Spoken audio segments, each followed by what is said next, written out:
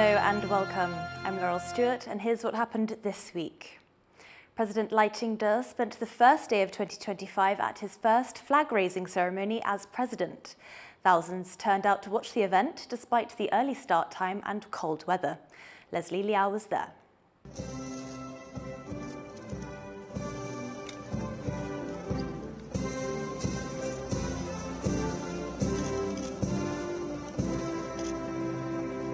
A new day, a new year. Thousands of people have gathered at Taiwan's presidential office to mark the first day of 2025 with the traditional flag-raising ceremony.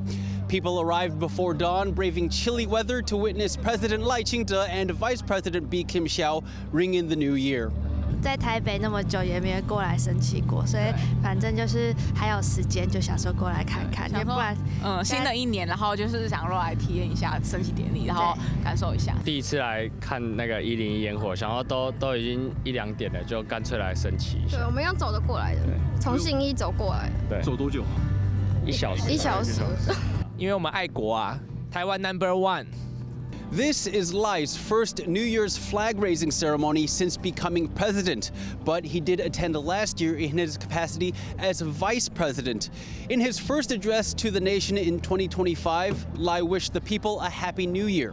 各位国人同胞，我们同甘共苦，荣辱与共，我们一起流泪欢笑，我们都是一家人，都是 Team Taiwan。 The celebrations started early and will continue on throughout the day. A highlight of this year's program is a performance from Indonesian migrant worker band Juba Hitam. Their inclusion highlights the important role migrant workers play in Taiwan's society. Aside from performances, there's also going to be a market, movie screenings, and seminars, all to celebrate the beginning of 2025. Justin Wu and Leslie Liao for TaiwanPlus. Lai used his New Year address to urge Taiwanese people to keep walking firmly on the path of democracy. He spoke about achievements in 2024 and said the same Team Taiwan spirit is needed this year. Joyce Tseng breaks down some key messages from the president's speech. 国际的局势快速变化，台湾更要继续以稳健的步伐向前迈进。 In his first New Year's address as president, Ching-te encouraged the Taiwanese people to keep demonstrating to the international community the value of the country's democracy. Pointing to wins in technology, the economy, and world-class sporting events in 2024, Lai said Taiwan's efforts are being seen and praised despite continued coercion by neighboring China, threatening to take the self-ruled nation by force. Last year, Beijing launched large-scale military exercises dubbed Joint Sword around Taiwan after 2 of Lai's major speeches, viewing the elected president as a dangerous separatist. Looking ahead, Lai welcomed exchanges with China, but questioned Beijing's goodwill, given it limits things like Chinese tourism and visiting students to Taiwan. 我们欢迎跟中国进行 对等尊严、健康有序的交流，不必采取这些方法因为这对两岸的交流合作跟取得台湾人民的信任是没有任何帮助。 Lai and his ruling Democratic Progressive Party, or DPP, have also faced major tests domestically. Despite winning a historic 3rd straight term in top office, in the legislature, they lost their majority. Lawmakers clashed physically on multiple occasions over opposition party Kuomintang-led reform bills, supported by the smaller opposition force, the Taiwan People's Party. Lai recognized party factions are a part of democratic politics. He urged the resolve must be in line with the Constitution. 立法院所通过的争议性法案，行政院有权提出复议。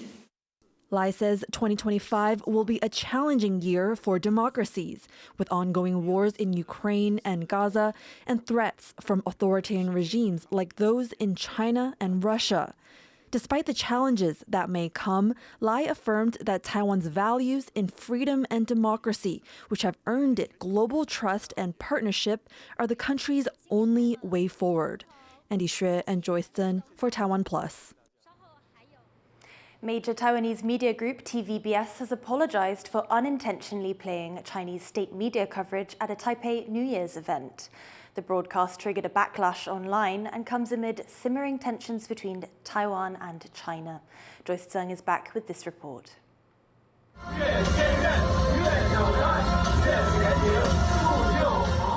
A sensitive mistake to ring in the new year. One of Taiwan's biggest private media groups, TVBS, has apologized for accidentally airing Chinese state media at a New Year's event in Taipei, including images of Chinese fighter jets.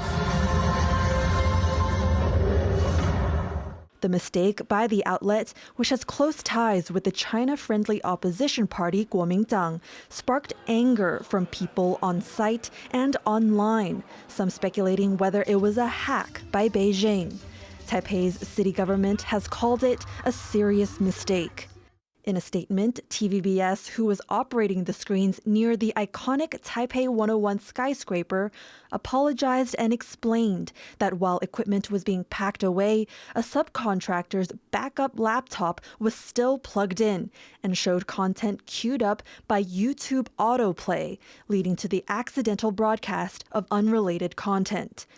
Given Beijing's constant threat to take self-ruled Taiwan by force, the apology and official explanation for the gaffe of playing China Central Television or CCTV to a public crowd in Taipei has left many here unsatisfied.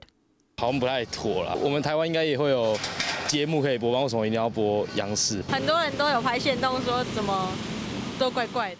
In recent weeks, officials and citizens in Taiwan have been extra vigilant over Chinese United Front tactics, a tool used by Beijing to get pro-unification messages across. In early December, Taiwanese students protested a group of visiting Chinese students, saying they avoided interacting with their Taiwanese hosts. Chinese officials were also denied entry into Taiwan for an annual forum. And Taiwan's main office that handles cross-strait affairs vowed to investigate claims made by YouTubers about alleged Beijing strategies to recruit Taiwanese influencers. Though the New Year's mishap has been explained as a mistake, lawmakers urge extra attention when planning and executing city-backed public events.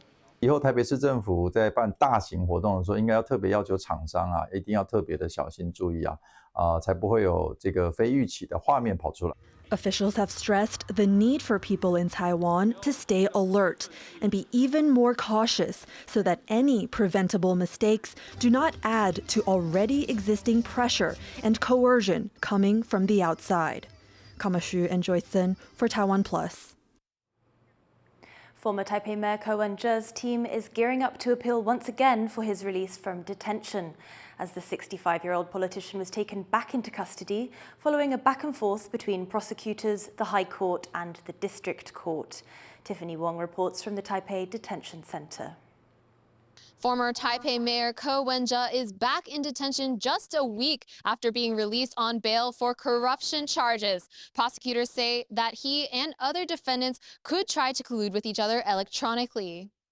The Taipei District Court has now gone back on their previous judgment that Ke and others would not interfere in the investigation while out on bail, agreeing with prosecutors that they do present a flight risk and could try to destroy evidence or even collude with each other. And now they're sending him back to detention incommunicado.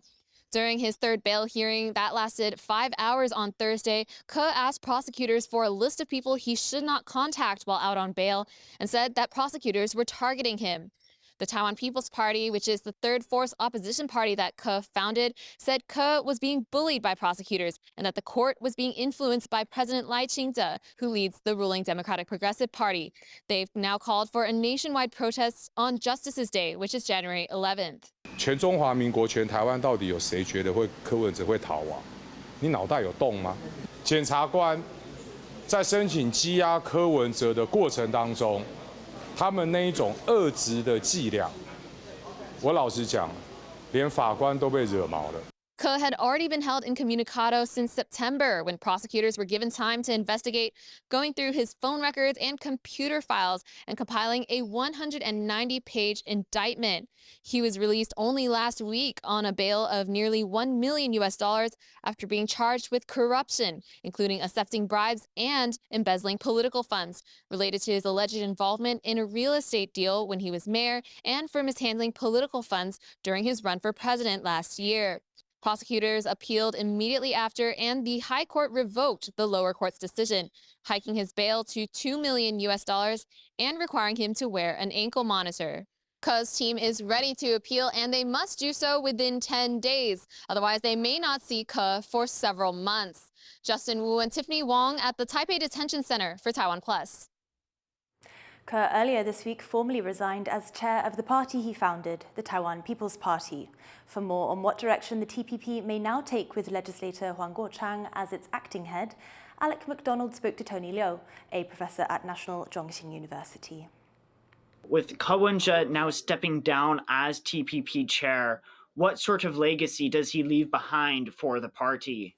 Wen-je, I think, he has many impacts among many. Among others, I should say. One being that we look at the domestic scene in Taiwan. It has always been a two-party system for a very long time. So I think one of Ke's legacy was, or is, I should say, is to kind of at least take the party, at least step it up to the presidential election. So I think for a kind of a new party, that is one of the legacies that I think any forthcoming party would find a difficult time to actually overtake or replace in a short time. The TPP balances between the DPP and KMT as the smaller third party, and under Wen-je, critics said that he leaned more towards the KMT. Do you believe that Huang might take a more neutral approach or lean towards either party? I guess in the foreseeable future, if there is still some coalition politics going on, I don't think as party leader or interim party leader at the moment of the TPP, Huang Guochang is actually going to go back to the DPP in his case. So in that sense, he will still be leaning more towards the KMT to kind of, at least at the moment, to consolidate the TPP's kind of status within the parliament. However, I don't also, and this might sound like a paradox, I don't think that Huang Guochang wants to be recognized as this party leader of the pretty much the small KMT or the other KMT in the making. So I think in between there might be this delicate balance. Although the TPP is a rather small party with regards to cross-strait relations and foreign policy, what sort of decisions might Huang lead the party towards?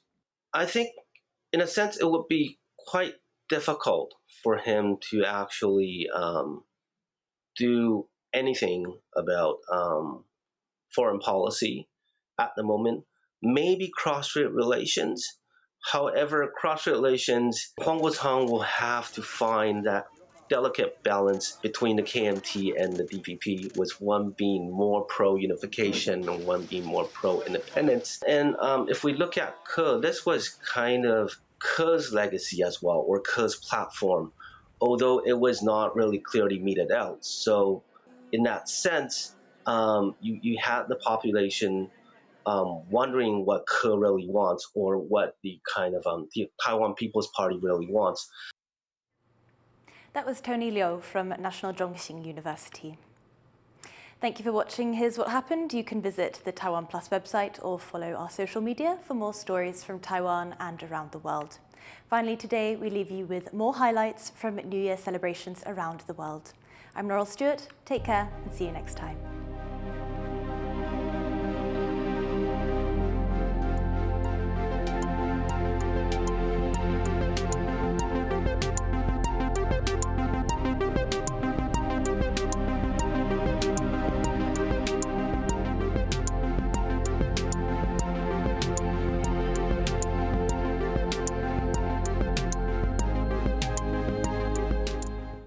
For more stories from Taiwan and around the world, Follow TaiwanPlus News on social media.